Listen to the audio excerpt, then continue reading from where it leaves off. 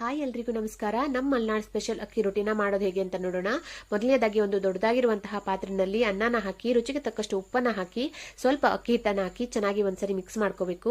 ಈ ತರ ಮಿಕ್ಸ್ ಮಾಡ್ಕೊಂಡಾದ್ಮೇಲೆ ಒಂದ್ಸರಿ ಈ ತರ ಚೆನ್ನಾಗಿ ನಾದ್ಕೊಂಡು ಇಟ್ಕೋಬೇಕಾಗತ್ತೆ. ಉಂಡೆ ಉಂಡೆ ತರ ಮಾಡಿಟ್ಕೋಬೇಕು. ಸ್ವಲ್ಪ ಕೂಡ ನೀರು ಹಾಕಬಾರ್ದು.